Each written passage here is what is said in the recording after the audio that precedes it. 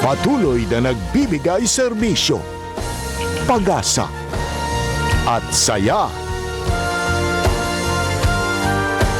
GMA Regional TV, kapuso ng bawat Pilipino.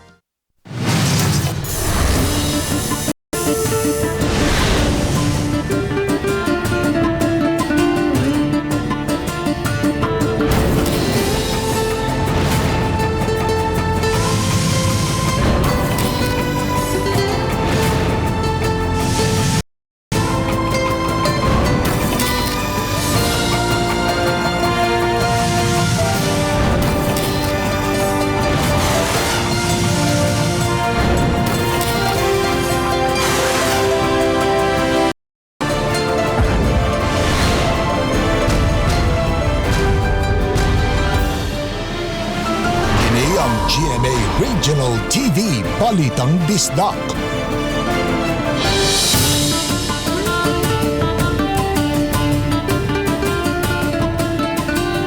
Mayong hapon na kining inyong GMA Regional TV, Balitang Bisdak. Ang bugtong kasaligan, kasandigan o kanangpan sa mga Bisaya. Ako si Bobby Nalsar. Nga maghatod sa labing dako o mga mahinungdanon sa Central ug Eastern Visayas. Ako si Alan Domingo. Ako si Cecil Kibod Castro, live sa GMA Complex sa Dakbayan sa Cebu.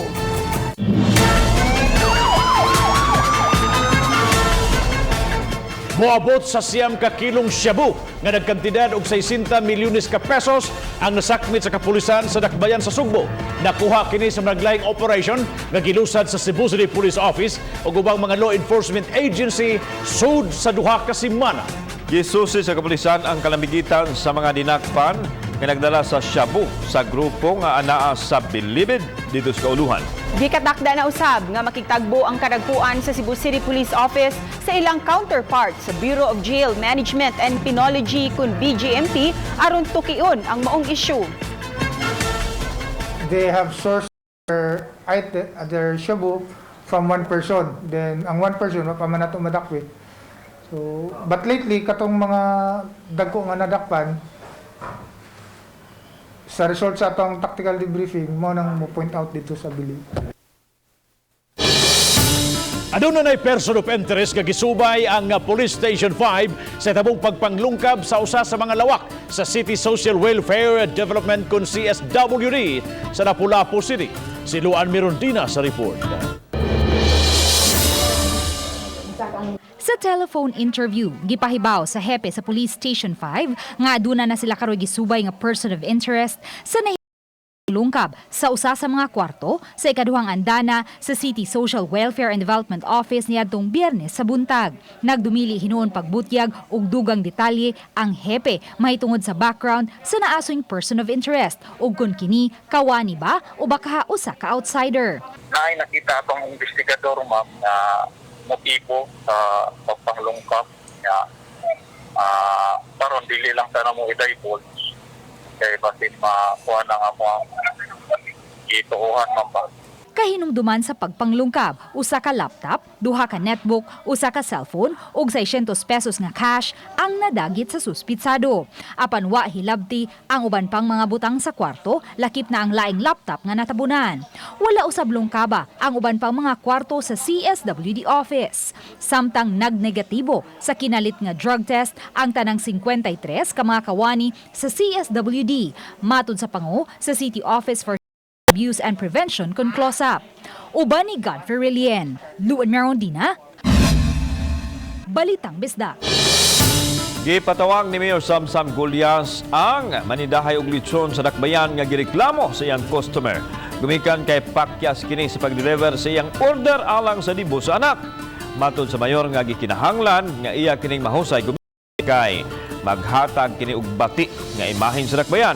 Ang Dakbayan na ila sa lamiang lechon ug dili sila makadawat nga mamansahan kini sa usa ka tindero nga gireklamo. We have to be careful sad because we're bringing the name of Talisay and the famous lechon that we want to advertise to all over.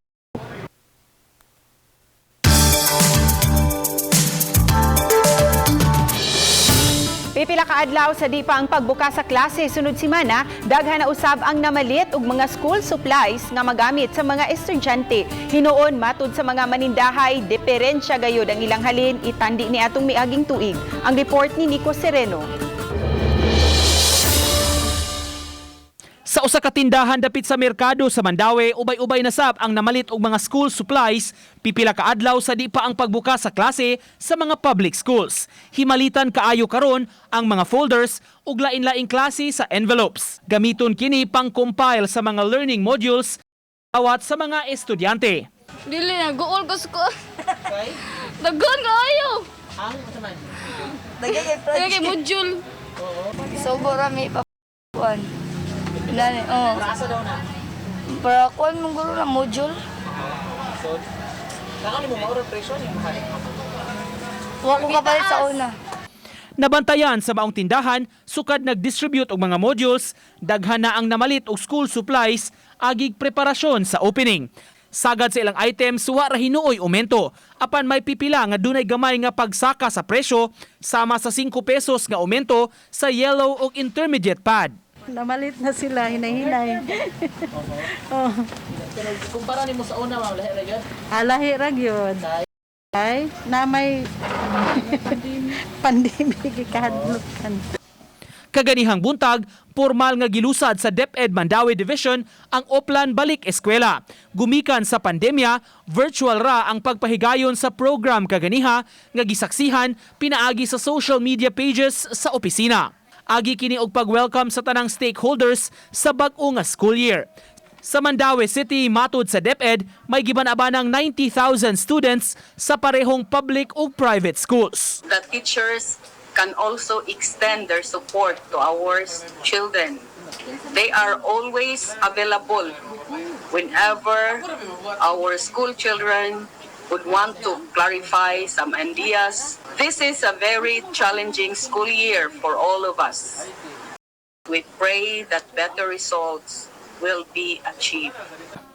Uban ni Cleofer Lumayag, Nico Sereno, Balitang Bisdak.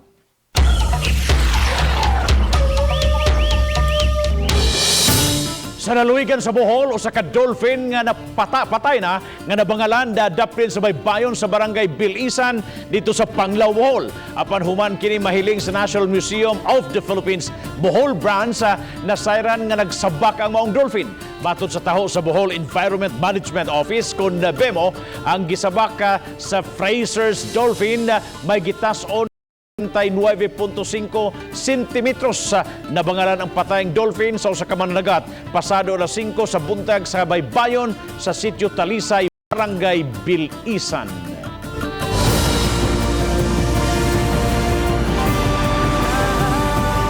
Kini ang GMA Regional TV Balitang Bisdak.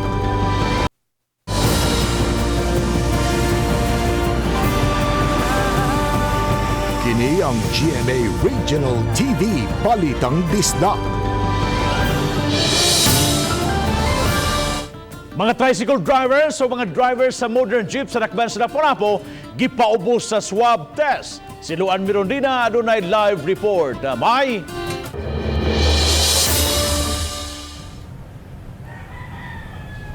Yes, Bob, human mapaubos sa swab test ang mga frontliners sa tourism sector, sama sa mga boatmen ug mga divers. Ang mga frontliners na usab sa transportation sector ang gipaubos sa swab test karong adlaw.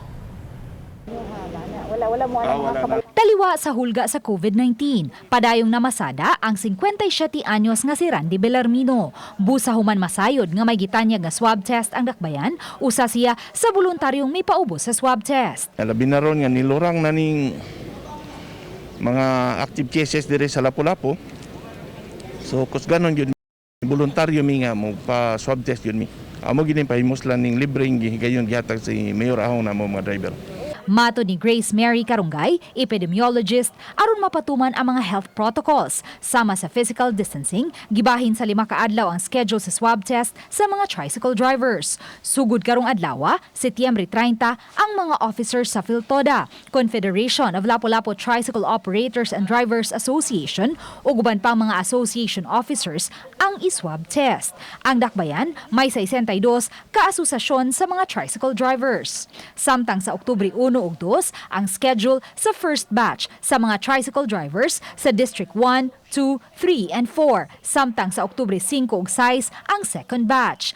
Gipaubos usab sa swab test kaganihang buntag ang unang batch sa mga drivers ug konduktor sa modern jeep sa dakbayan sa Lapu-Lapu. Samtang magpaabot sa resulta sa swab test, gipahimangnuan silang mag-self-isolate sa ilang mga panimay. Malaumon hinuon si Karunggay nga magpadayon nga magkaubos ang mga kaso sa COVID-19 sa dakbayan bisan pa man sa sunod-sunod nga swab test nga ilang gipahigayon. Gani sa nakalabay 5 ka mga adlaw, padayon nga anaa sa single digit ang COVID positive cases sa dakbayan.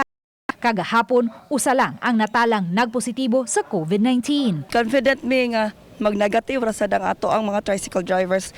Kay sa atong naobserbaran sad, ila man pud gihapon nga gisunod ang pag-wear sa mask, ang katong pagdistansya, pila ra ka buok ang pasahero nga ilahang gipasakay. So, mi nga gamay ra sad ang ato ang magpositive sa mga drivers. Sa pagkakaroon, 150 na lang ang total active case sa dakbayan, kay naka-recover na ang 2,094 sa kinatibuk ang 2,320 total positive case sa dakbayan. Samtang bab ug mga adlaw magpadayon ang swab test alang sa second batch sa mga drivers sa modern PUJ. Samtang gihan ay pausab ang schedule sa swab test sa mga drivers sa multicab. Bab? Daghang salamat, Luan Mirondina sa imong live report. Dakbayan sa Talisay adunay 19 na lang ka-active cases sa COVID-19. Samtang 11 ka barangay sa Dakbayan ang wala na'y natala. Si Chona Carion sa report. Bisan pa man nga nagkaminos na ang active cases sa Talisay City, dili gihapon sila angayang mukumpiyansa. Nalipay si Mayor Samsam Gulyas sa maong kalambuhan ug nang hinaot nga unta magpadayon nga muubos, umahanaw na ngadto-ngadto ang COVID-19 cases sa Dakbayan. Sa 22 ka barangay sa Dakbayan, 11 niini ang walay natala nga mga kaso sa COVID-19. We don't want to be complacent. Our city health, our contact tracing team are still there to implement all the protocols that we have as far as fighting COVID is concerned. Ang Talisay City Jail usab wala na'y natala nga kaso. Sukad sa Setyembre 28, miabot na sa 959 ka confirmed cases ang dakbayan sa Talisay. 845 ang nakarecover na, samtang 95 ang nakalas. Panghinaot ni Mayor Samsam Gulyas ang padayong kooperasyon sa katawhan ug mutuman gyud sa health protocols aron kalikayan nga matakbuyan sa COVID-19. I think people are being very cooperative and I think it's also a testament to what the COVID task force has done. Uban ni Renante Quiñones, Chona Carion, Balitang Bisdak. Sa silingang lalawigan sa Negros Oriental sa lungsod sa Santa Catalina, usa ang nakalas sa landslide. Laing usa ang gitukuang nakalas sa kalitlang nga paghapak sa dakong bawd. Samtang pipila kadapit sa maong lungsod, gibahan usab tungod sa pipila ka adlaw na nga pagbundak sa kusog nga uwan. Si Chelo Valiana sa report.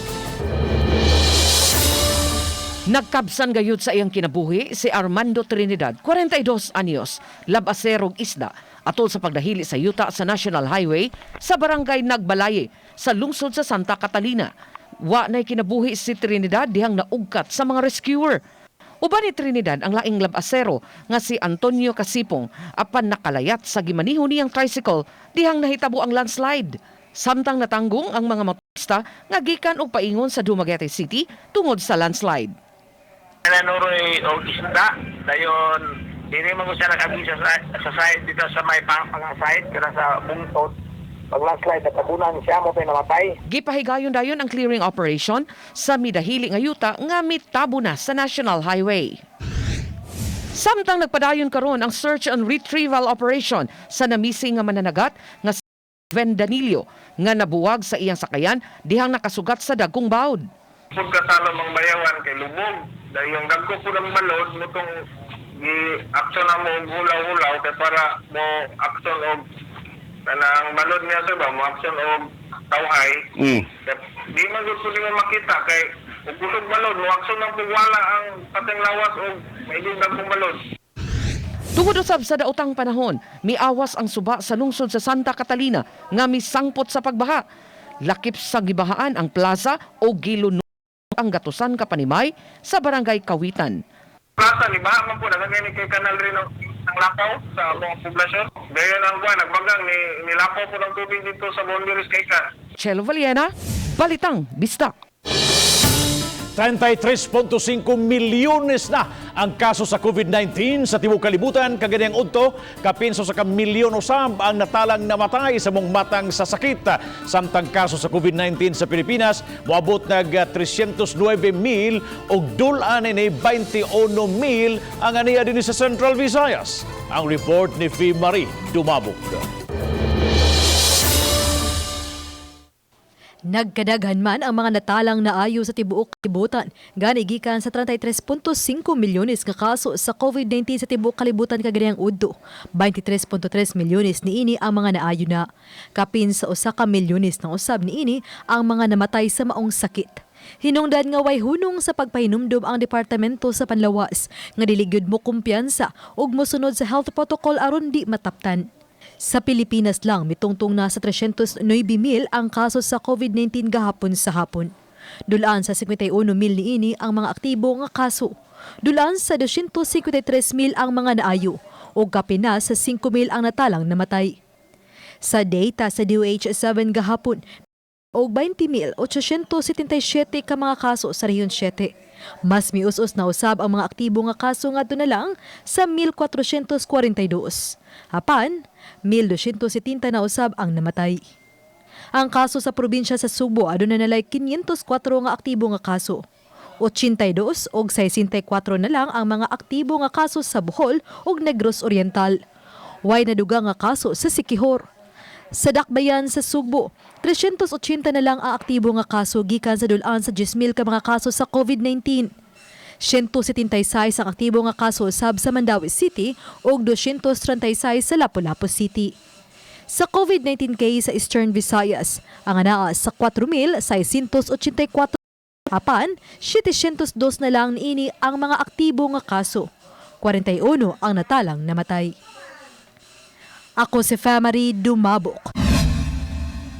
Balitang Bisdak.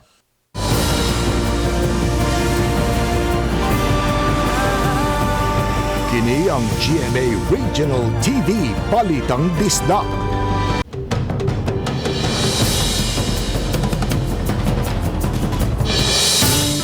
$2,000 ka mga market vendors sa Carbon in Dakbayan Sugbo gipaubos sa COVID-19 test karong samtang kapulisan bibahan sa mga tao nga dakpon gyud og pasakaan og kaso kun dili motuman sa mga minimum health protocols. Ano yung report?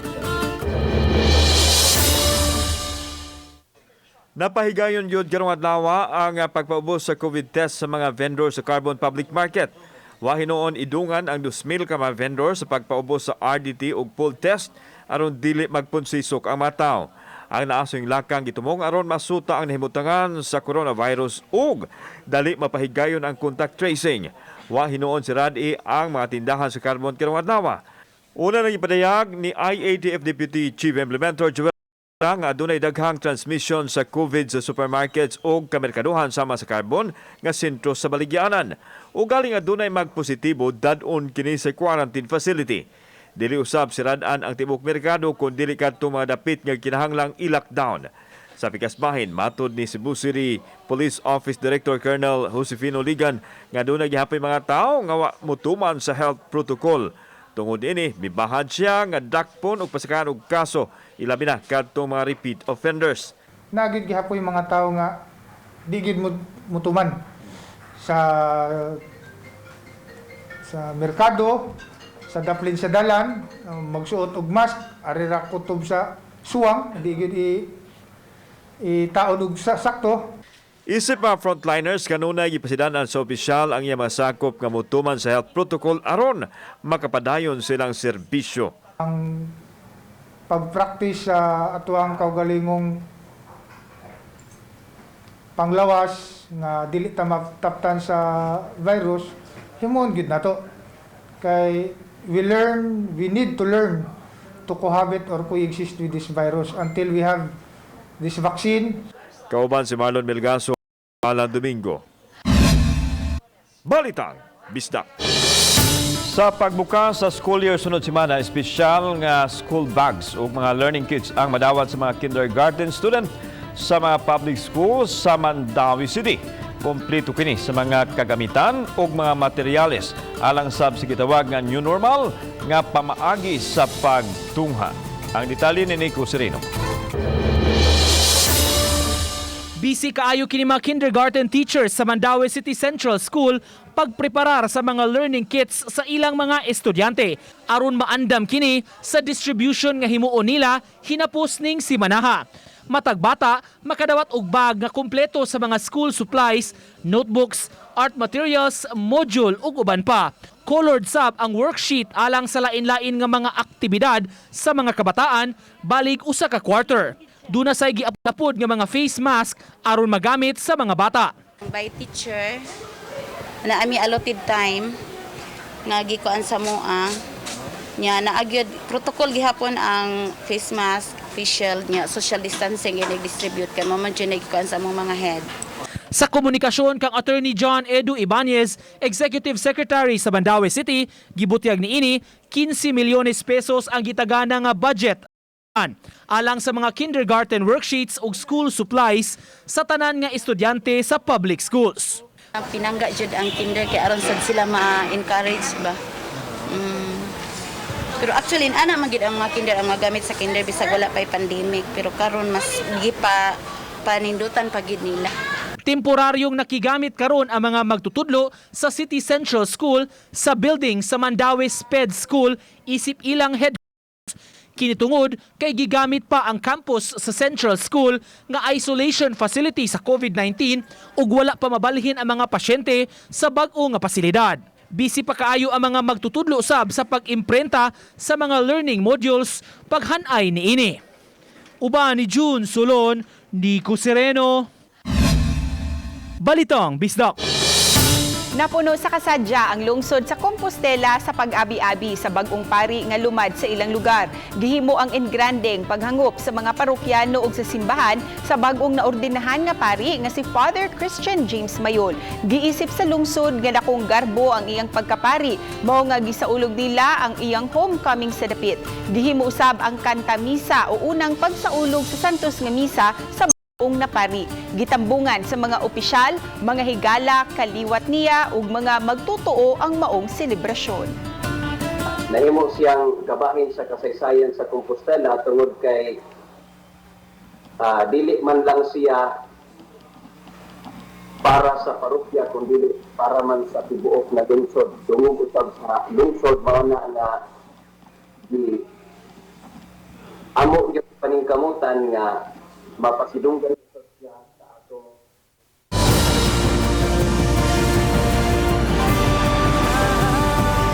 Kini ang GMA Regional TV Balitang Bisdak.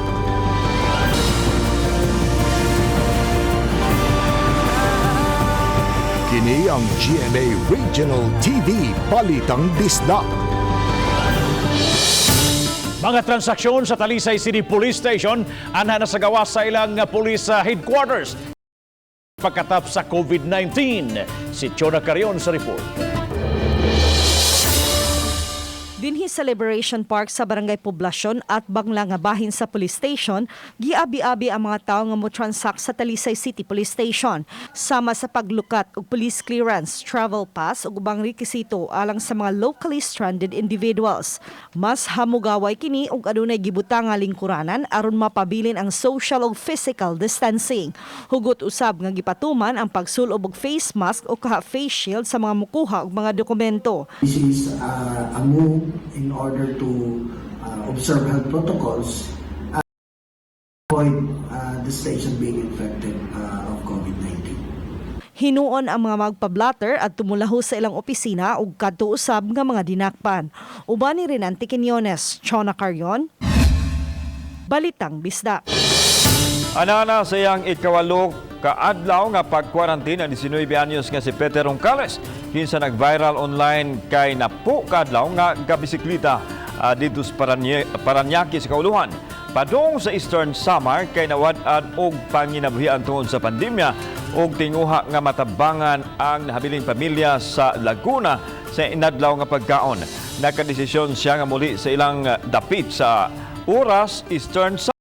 Dala lang ang 150 pesos og sa tabang sa mga tao nga iyang masugatan. Niabot siya sa Eastern Samar niadtong Setyembre 22. Usa ka frontliner nga si Christian Evardone ang mitabang usab kaniya og nagpost sa iyang lagway sa social media nga trending karon. Gitug-an ni Roncales nga gitabangan na usab siya sa kagamhanan sa Eastern Samar nga makapauli ang tibok pamilya gikan sa Laguna padong sa Eastern Samar. Trabaho sa Paranaque, wala po. Tapos dumiretso na po ako ng Samar, wala pong paalam, walang alinlangan po. Kasi dito po sa Samar, baka sakali, may mangisda, merong makaipon, mapagpadala. Sa mga tao pong Bohol po yung pusong nagbigay po, sa mga taong tumulong bigay ng kanin, ulam, pambili ng tubig. Maraming salamat po sa mga mabubuting kaloob. Bisan og 100% na ang kaandam sa DepEd Region 7 sa umaabot nga pagbukas sa klase karong October 5 apan hugot nilang gipangandaman ang pagtumaw sa suliran sanglit una kining higayon nga ilang pagsagop sa new normal nga sistema sa edukasyon. Ania ang report. Sulod sa conference room sa buhatan sa DepEd Region 7, nakaset up ang mga gadgets nga gamiton nila sa pagsagop sa new normal pinagi sa virtual communication. Gitubag sa mga opisyal sa DepEd ang mga pangutana gikan sa media o ubang stakeholder kauban nila ang DOH ug DILG. Karon diri sa set up sa DepEd Region 7 alang silang taping sa regional kick-off alang sa opening sa klase karong October 5. So kung ato makita inani na ang ilahang isagop nga new normal. Sa Biyernes, gitakda ang regional kick-off sa Department of Education, DepEd 7, alang sa pagbukas sa klase sa Oktubre 5. Na nila ang tanang gikinahanglan aron mahapsay ang ilang gimbuhaton alang sa mga tinunan. Bisan pag we are 100% ready for now, but we do not know exactly what will happen by during the opening of classes kay naamatay siguro unsay na gisip onron ang teacher mo na ma-concern another, that's one concern, even just that, no? So nanapod tay mga gipanghimo nga mga alternatibo or medios nga para masiguro gyud. Admitido ang direktor nga adunay mga hagit sa ilang new normal sama sa online classes. Apan naa sila giandam nga contingency plan nga ipatuman sa mga magtutudo alang sa mga tinunan. Hinuon, mas daghan ang mipili sa modular kaysa online apan ipadayon gihapon ang pagserbisyo sa mga estudyante. Bisan pag gamay mo na gikuan man gyud gihapon nato gi-cater, pero if ever napagyud mo kagar pagyud siya, so pwede ra gyud siya og ikuan kanang mogamit og flash drive. Samtang nakabot na sa DepEd ang ilang target nga enrollees karong tuig tingtungha og gipanglantawan nga mosaka ba. Kauban si Marlon Mirgaso, ako si Alan Domingo. Ang Bisdak. Hapsay ra ang distribution ngadto sa mga beneficiaries sa Unconditional Cash Transfer UCT sa Dakbayan sa Mandawi karong adlaw. Gihimo ang distribution sa Mandawi City Heritage Plaza. Adunay mga personnel sa CSWS o City Disaster nga migiya sa mga beneficiaries aron mapatuman ang health protocol. 5 ka adlaw gikatakda sa distribution sa tanang beneficiaries. Lakip ng pipila ka mga wa ma-release niadtong miaging tuig. Ang UCT programa kini sa national government o gipatuman sa DSWD. Sugod Oktubre 15, pagkatap na ang mga pulis sa 5 ka mga samaang sa Dakbayan sa Lapu-Lapu aron masiguro nga 30% lang sa kapasidad ang maokupar kung musugod na sa pagdagsa ang mga mobisita sa mga samaang. Ang report ni Fe Marie Dumamo. Kini ang usa sa unod sa executive order nga gilawatan nila Lapu-Lapu City Mayor Ahong Chan. mas siguro nga masunod ang health protocol. Sa mando sa Interagency Task Force kun IATF, sarada na mga samang sugod sa Oktubre 29 hangtod sa Nobyembre 4. Napanlantawan na nilang daan nga mudagsa ang mga muduaw sa mga samang sa dili pa niining mga adlaw. I-amend na ang atong opening. We will start open the cemetery. They can visit their loved ones starting October 15 until October 28, and we reopen on November 5 until November 15. Hinungdan nga sugod sa Oktubre 14, ipakatap na sa Lapu-Lapu City Police Office ang kapulisan sa mga samang. Tabangan usab sila sa mga barangay tanod, ilabi na diha sa pag-roving sud sa sementeryo. Cemetery owners, they provide thermal scanner and alcohol. Aron masiguro nga 30% ang makasud, i-alphabetical ang schedule alang sa konsekensa ang makaduaw sugod sa Oktubre 15 hangtod sa Oktubre 28. Sa kamanduan, tugutan ng mga senior citizen apan idili ang mga minor. Alphabetical sa minatay, no? Muna atong gitanaw nga makita nato dito kay adto man nato makita ang sa patay ang numbers ug pila gid sila kabuok, so mabahig na to siya. Giyawag usab sa kagamhanan sa dakbayan ang publiko nga magsugod na pagduaw karon sa mga samang sa dili pang Oktubre 15. Uban ni Godfrey Rilien, ako si Family Dumabok. Balitang Bisdak. Maayong adlaw sa tanan ug mao kini kahimtang sa atong panahon karong adlaw Miyerkules, September 30, 2020. Wala tay gimonitor na low pressure area o bagyo nga naa sa sulod sa Philippine Area of Responsibility, samtang ang southwest monsoon o habagat ang nakaapekto sa kasadpang bahin sa atong nasod. Kini nga maong sistema wala kay nagdala og daghang ulan, busa ang tibok Visayas, Palawan, lakip na ang Kalayaan Group of Islands ug Occidental Mindoro. Magpasulabi ang kainit din aduna lang kitay mga panagsang pagpanag-om pero posible gihapon ang mga patak-patak na mga pag-ulan, pagpanugdog ug kilat labi na sa hapon ug sa gabi. Ug sa Metro Cebu ang adlaw mosalop sa alas 5:35 sa hapon ug musilang ugma sa alas 5:33 sa buntag. Alang sa dugang na impormasyon, bisita atong website sa bagong.pagasa.dost.gov.ph ug sunda atong social media account sa Facebook, YouTube ug Twitter. Mao kana ato ang weather update gikan diri sa Pag-asa Visayas DOST sa Mactan, kini si Netherlands sa Letrero Delfin. Daghang salamat.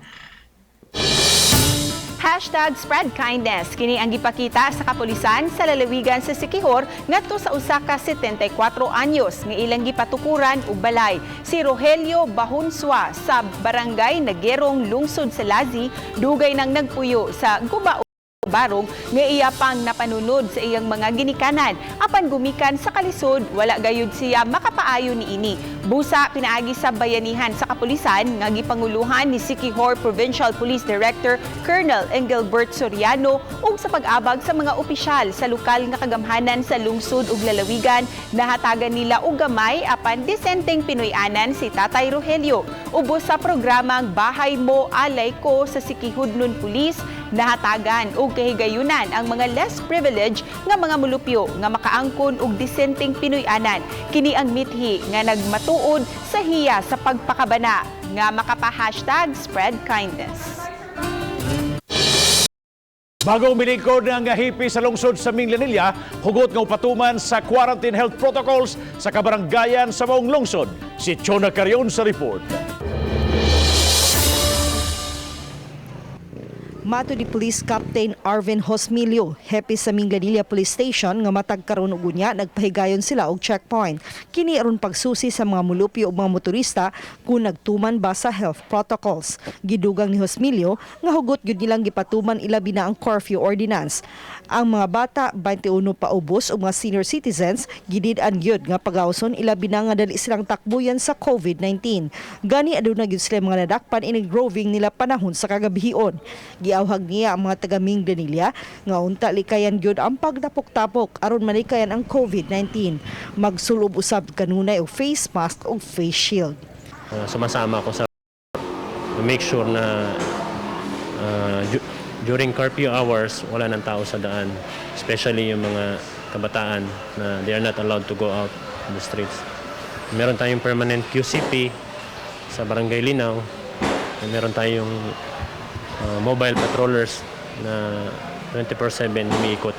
Uban ni Rinanti Quinones, Chona Carrion, Balitang Bisdak. Daghang salamat sa mga kapuso nato apil lang na sa gawas sa nasod nga nakisayon sa mga dagko ug mga nagunang balita sa rehiyon. Ako si Alan Domingo. Ugi ka namong tanan dinhi sa Central ug Eastern Visayas. Ako si Cecil Kibod Castro. Ang inyong balita, ang among balita kay matag lokal nga balita mahinungdanon. Kini ang GMA Regional TV Balitang Bisdak. Buong puso para sa Pilipino. Ako si Bobby Nalsaro, og 86 ka adlaw na lang. Pasko na. Mayong hapon mga kapuso.